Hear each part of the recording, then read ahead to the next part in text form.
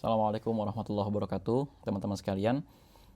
Saya tahu banyak banget yang bertanya tentang itu katanya ada demo di Gaza Utara kepada gerakan pejuang. Tapi sebelum saya jelasin itu, kita sepakati dulu ya beberapa istilah biar channel kita ini nggak kena banned lagi. Kemarin tuh yang 30 ribuan tuh udah kena banned, ini udah hampir 10 ribu. Eh, Istilah pertama untuk gerakan H itu kita ubah jadi pejuang ya. Terus untuk musuh ya dari negara I itu, bukan negara sih, entitas I itu kita ubah menjadi penjajah gitu ya. Untuk negara-negara yang lain kayaknya nggak perlu kita ubah, yaitu Amerika Serikat dan lain sebagainya. Jadi bahasa kita sekarang untuk membahasakan gerakan pejuang itu ya pejuang, terus musuh kita adalah penjajah. Itu kita sepakati dulu istilahnya. Nah, yang kedua, tuh gimana sih ada demo di Gaza Utara katanya menentang pejuang. Oke, saya ceritain dulu sebetulnya ini ada apa sih di Gaza itu. Saat ini teman-teman sekalian, bayangin deh udah 17 bulan masyarakat Gaza itu bertahan dengan blokade, sementara negara-negara internasional tuh dikit banget melakukan sesuatu yang sesungguhnya mereka bisa. Tapi kalau kalau saya sih, ya saya melihat ada uzur lah masing-masing. Ya, ada yang mungkin negaranya masih miskin, ada yang mungkin negaranya punya banyak utang dan lain sebagainya. It is okay. Kita tidak lebih berhak daripada warga Gaza untuk mereka ya, untuk mengutuk mereka itu. Jadi gini, sudah selama 17 bulan ya teman-teman sekalian, kita harus sadar bahwa aura atau suasana yang ada di Gaza itu berbeda dengan yang ada di kita, yang ada di Indonesia.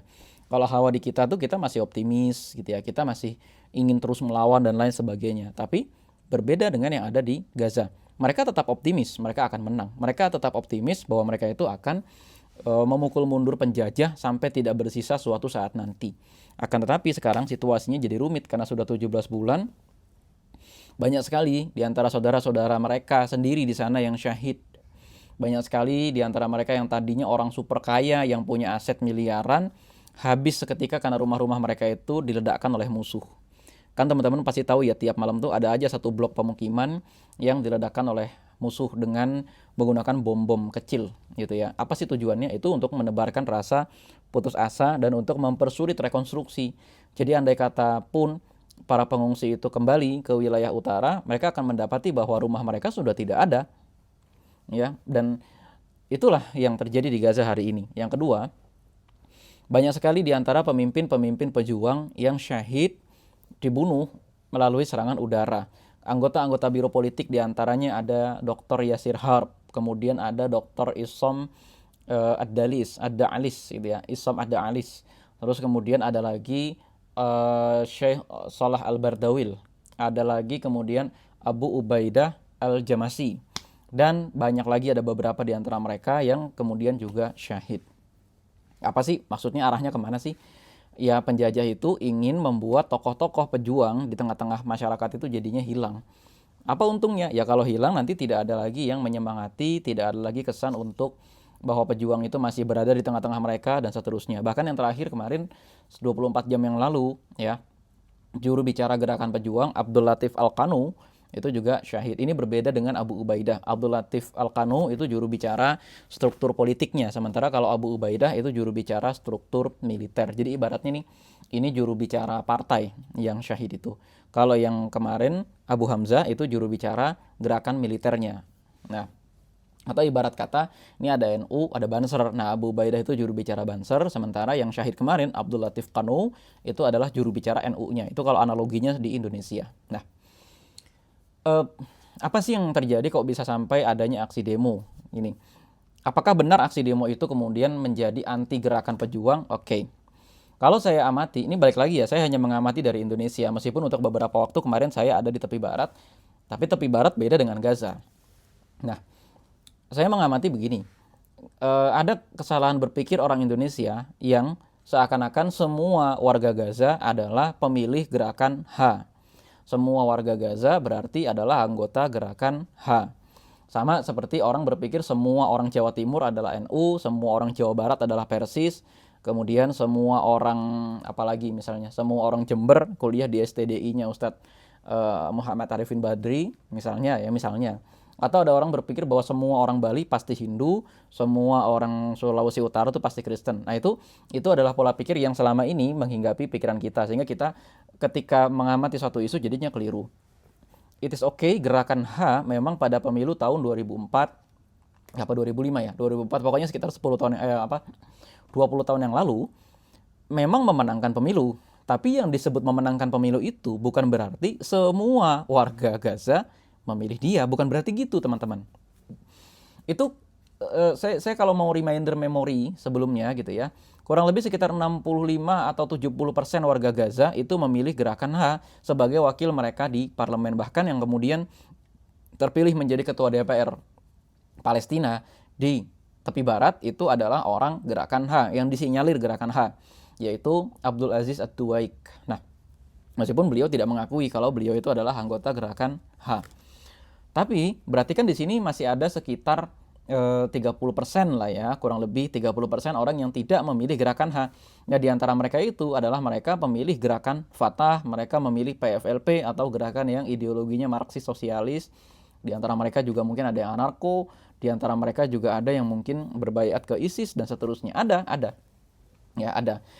Sama seperti di Indonesia nih analoginya. Di Depok kita tahu nih, apalagi Depok ya. Depok itu misalnya nih, PKS tuh menangnya sekitar 28%. Iya oke, secara hitung-hitungan di atas kertas menang. Akan tetapi secara hitung-hitungan statistik sebetulnya PKS tidak menang gitu loh. Karena masih ada sekitar 70% lain yang tidak memilih PKS. Analoginya di Gaza pun seperti itu meskipun Hamas menguasai pemilu. Nah, artinya ketika ada demonstrasi anti gerakan H, itu merupakan hak masyarakat Palestina, teman-teman sekalian. Itu merupakan hak masyarakat Gaza. Ya, meskipun ya teman-teman sekalian semua masyarakat Gaza membersamai perlawanan. Nah, baru nih kemudian saya mau cerita lagi ada apa. Setelah saya perbaiki dulu cara pandang teman-teman terhadap apa yang terjadi di Gaza, baru kemudian saya menjelaskan ada apa nih kemarin. Dan tentu kita jangan sampai teman-teman merasa paham sekali dengan Palestina hanya gara-gara berita sepotong-sepotong. Pun ketika ada teman-teman saya yang saya menghormati mereka, sesama ya mereka juga warga Gaza, ada juga mereka yang orang tepi barat dan lain sebagainya. Sebetulnya sama seperti kita. Ketika misalnya ada orang Jakarta nih misalnya ditanya gimana kondisi Indonesia, oh ini lagi rame nih undang-undang pemilu apa segala macam. Tapi kalau kita tanya ke orang-orang yang biasa di lembaga kemanusiaan, misalnya kita tanya, ada apa nih di Indonesia? Oh iya nih, kita lagi sibuk zakat apa segala macam. Terus kita tanya lagi ke orang-orang yang ngurusin sertifikat halal. Ada apa damainya di Indonesia nih? Iya tuh ada perusahaan miras ngomongnya jamu. Nah ternyata dijual gitu kan. Itu contoh. Jadi ada beberapa sudut pandang yang berbeda dan tidak semua orang Gaza pun sepenuhnya mengerti nih tentang gerakan. Ya, tentang gerakan HAM. Wajar, bukan berarti kita lebih paham dari mereka, enggak juga. Karena balik lagi setiap orang punya POV-nya masing-masing. Jadi kita hormati saja, kita tidak usah mendebat warga Gaza. Ya karena apa? Saat ini tugas kita di Indonesia yang jauhnya hampir 10.000 kilometer dari mereka, membantu mereka dengan harta, membantu mereka dengan doa, dan menjaga agar isu ini tidak disusupi oleh penjajah. Itu yang paling penting. Oke, balik lagi, ada apa sih kemarin? Jadi gini teman-teman sekalian, pecahnya gencatan senjata atau batalnya gencatan senjata kemarin itu memang terjadi karena pihak ya pihak musuh kita atau pihak penjajah kita itu mengundur-undur dari yang tadinya harusnya setelah gencatan senjata tahap pertama 42 hari langsung lanjut ke gencatan senjata tahap kedua. Ini tiba-tiba Amerika Serikat bikin proposal, gimana kalau kita ngobrol dulu nih selama 50 hari, satu hari ditukar satu tawanan. Jadi kita ngobrol dulu, setelah ngobrol baru kita gencatan senjata permanen. Tapi gerakan H berpandangan begini, lah itu mah nggak ada kali, itu kan yang ada itu mah tawanan kita habis, nanti di hari ke-50 lu bakal ngancurin kita lagi. Cuman tidak semua warga Gaza memahami ini. Akhirnya sebagian warga Gaza berpikir, wah ini mah gerakan hak gitu ya, bikin-bikin aja gitu loh. Sehingga kita tuh diserang lagi. Ditambah lagi penjajah itu memang menyebarkan narasi bahwa gencatan senjata ini batal gara-gara Hamas tidak mau menuruti syarat dari kita. Sementara dari gerakan H juga sebaliknya. Dan tentu saya akan berpihak kepada gerakan H. Saya tidak mungkin berpihak kepada penjajah kan. Dan ketika saya lihat hasil-hasil perundingan apa dan lain sebagainya juga saya lihat ya betul gitu loh, gerakan H sudah benar. Karena andai kata gerakan H itu menerima gencatan senjata dialog selama 50 hari yang sebetulnya juga bukan gencatan senjata gitu loh, tapi itu cuma masa jeda saja, ya sama aja nanti tawanannya habis tapi gencatan senjata permanen tidak bisa terlaksana sepenuhnya di jalur Gaza. Itu loh teman-teman. Nah akhirnya kita tahu terjadilah yang kemarin ya di pertengahan Ramadan itu semua, atau bukan semua sih, sebagian besar lah wilayah Gaza itu dibombardir kembali dan hampir 1.000 orang syahid. Itu menciptakan ketidakpastian nih di tengah masyarakat Gaza gitu loh. Oh, kapan nih kita selesai dan lain sebagainya. Nah, terus kok ada narasi-narasi anti gerakan HAM? Ya tadi itu sudah saya jelaskan. Dan yang kedua memang karena sejak awal tidak semua orang sepakat dengan gerakan HAM, bukan sepakat dengan perang. Bukan tidak sepakat dengan perang, bukan, semuanya sepakat untuk melawan penjajah gitu loh. Mau itu Fatah kayak, mau itu yang komunis kayak, mau itu yang ateis sekalipun gitu loh. Ya. Cuman pada akhirnya tidak sepakat apakah Hamas yang menjadi komandan perlawanan kita nih. Tidak sepakat apakah kemudian gerakan H ini nih yang jadi pemimpin kita gitu loh. Udahlah kita ganti rezim aja lah, bahasanya begitu.